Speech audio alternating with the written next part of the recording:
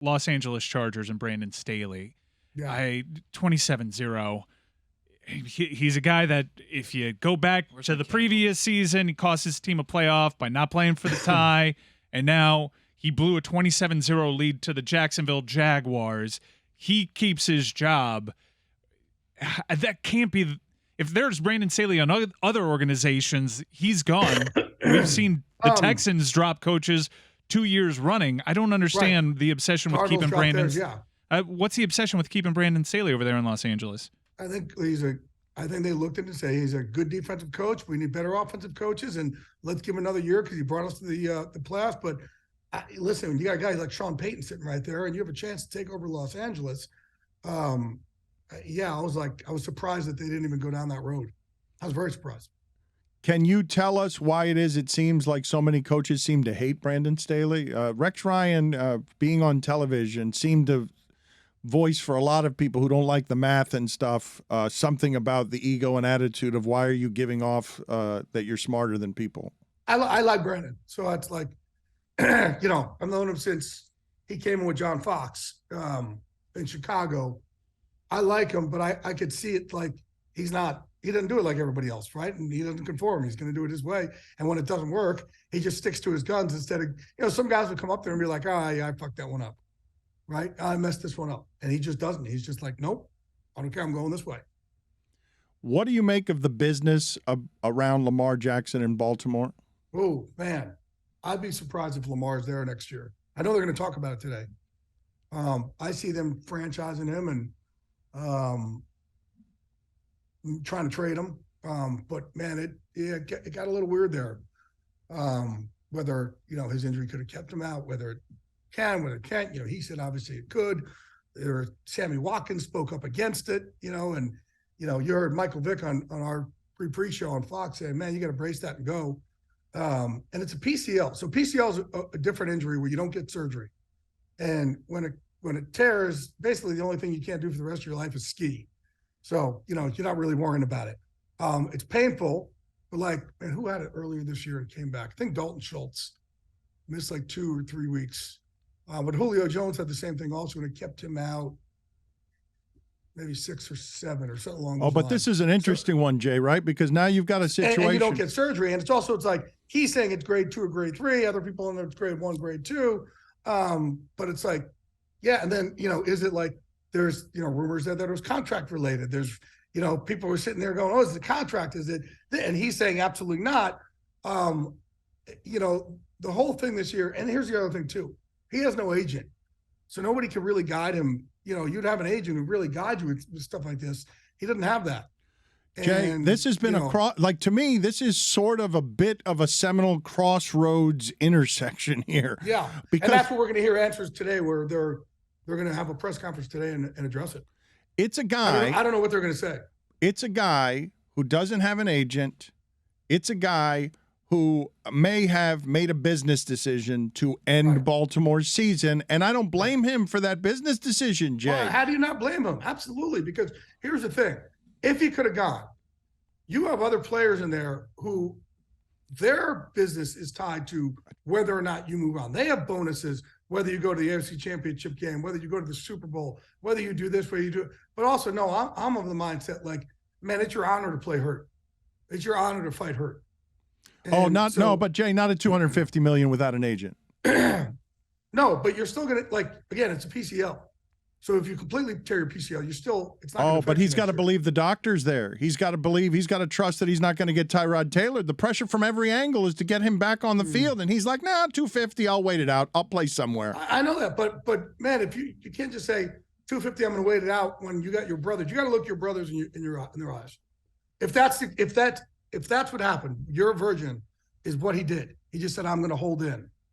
Right? But he's also hurt. It's the window, though. I hear you. They have a good team. They could have won that game. They only have a good team, though. They would have won that game if they had him in there. But the fact that he's hurt makes the argument of why they're being so hesitant to pay him. It's like they're walking in circles. But he's also an MVP, and these don't get traded or waived or franchised. Like this is a really unique case. We just saw Russell Wilson get traded.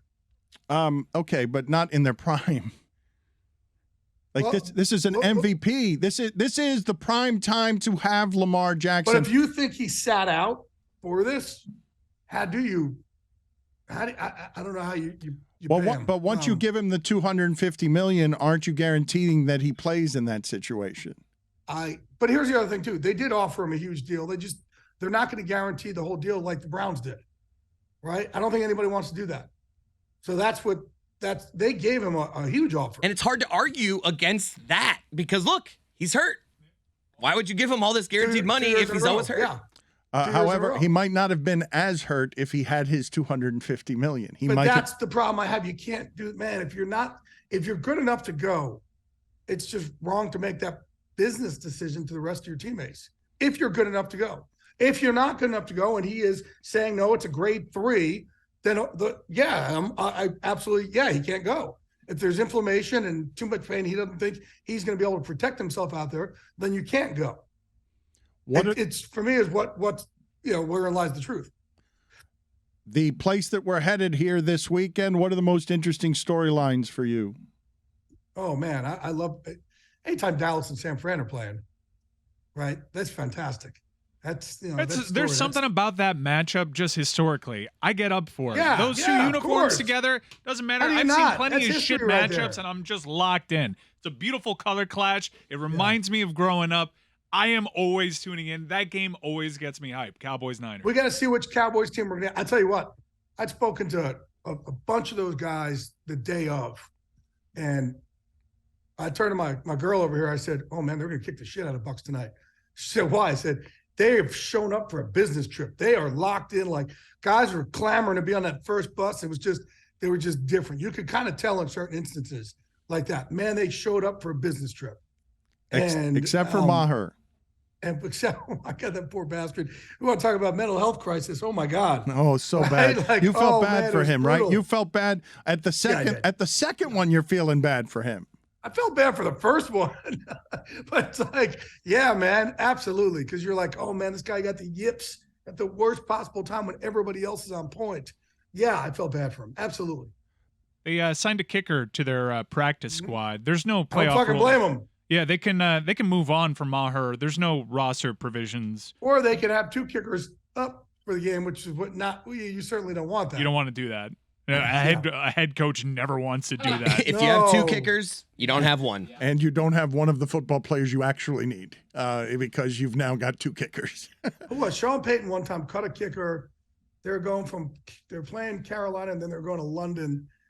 And I think the dude's family might not have already been there in London for the game. I don't remember. And he cut him before the buses left for the airport to go to London. So yeah, I'm sure that was in everybody's mind, man. Could they cut this guy at halftime? Poor bastard. You really plugged into the Sean Payton stuff, and he's got to be coaching, it would appear. How about this? He interviewed with Denver yesterday, right? And was it yesterday? What's today? 2 days ago? Friday. Yeah. But in those interviews, Condoleezza Rice she's in the interviews. That's pretty cool. How cool is that, Yeah, right? that's pretty cool. It's like you're interviewing with Condoleezza Rice. It's like, what do I do with my hands right now? Kind of a big deal around here. Well, Yeah. she was a Browns head coaching candidate at one point. So No, she wasn't. But yeah. That story was out there. What the compensation for Sean Payton? We've been looking over in the history of the NFL, the transaction for head coaches. Believe it or not, it's actually worked out for the teams that are acquiring the head coach. Yes, it has. Almost every time you've traded for somebody, it's worked out. Yes. So is Sean Payton in that class where it would work out? Yeah, absolutely. How's he not? Well, if you look at his playoff, he's got the Super Bowl, and that gets you automatically. But he changed the culture there's a lot of team that was a laughing stock of the league. He changed the culture. He taught the owner there how to be an owner, and man, he's different. Sean's different. He's a only a few really guys good like coach. that. He's a really good coach, and he got boned on a bad pass interference call in an NFC divisional and game. Another crazy thing in Minnesota, right? So that could have been a 3 Super Bowls. He just has and don't so forget, many only games. his second year, I think it was, right? Or So many games he where went to he's the lost. NFC Championship game against the Bears. He's Jay, elite. He's up lost so many games as a favorite in the playoffs. It's crazy. Dude, But those are elite. random. Some of those. He is elite. Yeah, very random, but he's elite. He is not just elite. Like I said, he's a culture changer. Your whole place will be different. He comes up and he thinks of things that the rest of the world would never think of. Like, I know, and I go around each of these camps. So I see who has the best camp, who has the best facility, who has the best this. And every year, Sean Payton would do something that was a little bit different than everybody else. So these guys would come in there and see it. Man, he's always looking out for us to improve us. I mean, you go down there to those Saints now, their freaking locker room seems like you're in the W Hotel, right? He was the first guy. Unbreakable was the first gym with cryo chambers, right? And he came out, saw it. He's like, I want to buy 2 of them. So they're the first team in the NFL with cryo. Them and then Chip Kelly when he was with the Eagles. First, he'll do things like, man, go cut a deal with the local restaurant there to make Fridays the best feast you could ever have. So guys who, they just want to hang around. They still want to be there. Like their meeting rooms are like iPic theaters. It's like, man, but when you first got there, they're like in trailers. Mm-hmm. It's just different. He's different. He spends money well. He spends a lot of money, and the players appreciate that they have lobster. But also, like, he'll do things like when they played the Colts in the playoffs, the Colts in the Super Bowl, man, he went out and bought he found out which way the Colts were going to the practice field every day, and they bought the billboards on their route and put up Houday and who dat, all the same stuff to make the Colts feel like they're in a away game. Like, he's just different. He just thinks of little things. And I've been in his team meetings a lot too, and he just thinks differently a lot than most of the other head coaches out there. We're sitting there one time, and they're about to play a playoff game, and he goes, hey, check this play out. And he's like, hey, so here's what I'm going to do here. I'm going to isolate. I'm going to get Mike Thomas over here. And he's like, man, I saw this 4 years ago. The Vikings used it, and they did it with Kyle Rudolph and this and this. And this. So we're going to use it. I said, 4 years ago? What are you talking about? He goes, yeah, I just remembered it. And I just remembered it this week. But he remembered it from 4 years ago. And then sure enough, I think Michael Thomas caught 2 touchdowns that day on this same play. He's just different. What a cruel punishment it may be to come out of your CAT scan and they tell you you're going to be good, but you can never ski again. It's like you can eat all the foods, but you can never taste Italian. What? It really is. It's something that you can just punish the privileged with. You will never be able to go to Tahoe again. What if Dalton Schultz is from the Rockies and just like his life is ruined? I guess he's screwed. Like, it's just a sad Julio Jones sitting at a ski lift knowing that's the one thing he could never do. Best guess, Jay. Tom Brady. Where does he end up next year? What happens there? Just best guess. I'm not going to do it. You coward. You coward, Glazer. No, because I don't like to be wrong. You know that. I got something. Vegas. That's your guess. Blink twice if it's the Dolphins. Blink twice. Blink twice if my nightlife sources at Excess Nightclub are right about Vegas. You don't want to pick a favorite. You don't want to think. You don't even want to say this is likely. You want to get it right. I do think it's fluid. No, I don't like to say it's likely. No, I like to say when things are right and wrong. I know what I've thought this whole year, but I don't know if it's changed or not. So I don't like to be wrong. Okay, and that he's inside, so that must mean that not a lot of people know what's going on right with now, Tom Brady. Can I send you a fist bump on I just Vegas? got a deal with Brady this week. He's now my gym Unbreakable is the new home of TB12 for Los Angeles. Congratulations. You got a business partnership, but no idea of where it is that he's going to play. I didn't say I had no idea. I just don't want to be wrong. Yeah. If I say it, if I guess twice. Right now, because he may change his mind tomorrow. So just text me privately in invisible ink a fist bump if I'm right. Unbreakable is the name of the book. It's the name of the podcast, and it's the reason we're here, even though we can talk to him about a variety of different things.